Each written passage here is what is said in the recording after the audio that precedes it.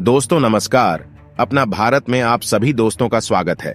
चलिए शुरू करते हैं।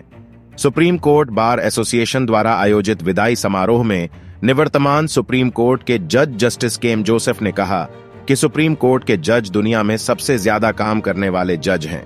यह जबरदस्त काम है और बार की सहायता के बिना न्यायाधीश वह नहीं कर पाएंगे जो वे कर रहे हैं। जस्टिस जोसेफ ने लोकतंत्र को बनाए रखने के लिए न्यायपालिका की स्वतंत्रता के महत्व पर भी बात की। जस्टिस जोसेफ ने कहा कि सुप्रीम कोर्ट की स्वतंत्रता जीवन के लोकतांत्रिक तरीके और कानून के शासन के रखरखाव का अभिन्न अंग है। एक राष्ट्र के लिए यह बहुत मुश्किल नहीं है जो लोकतंत्र है, जिसका संविधान अराजकता में बदल सकता है और जो लोकतंत्र के ठीक विपरीत हो जाता है। जस्टिस जोसेफ ने यह भी कहा कि लोकतंत्र के लिए खतरों से लड़ना अदालत और बार का कर्तव्य है। उन्होंने आगे कहा कि अदालत और बार को हमेशा अपने पैरों पर खड़े रहना चाहिए।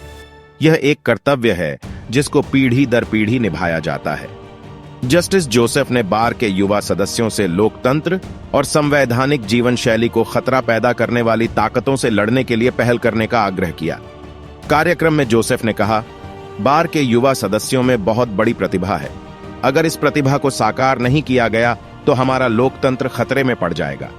बार के सदस्यों को उन ताकतों के खिलाफ लड़ाई में सबसे आगे होना चाहिए जो हमारे द्वारा अपनाई गई संवैधानिक जीवन शैली को दूर कर सकती हैं।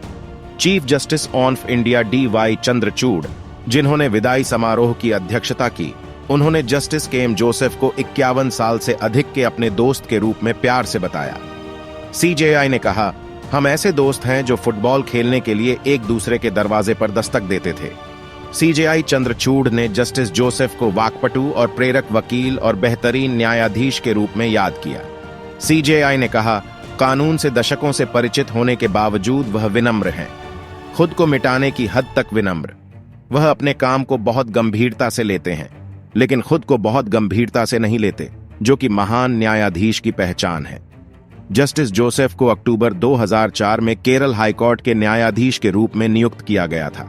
इसके बाद जुलाई 2014 में उन्हें उत्तराखंड हाईकोर्ट के चीफ जस्टिस के रूप में नियुक्त किया गया।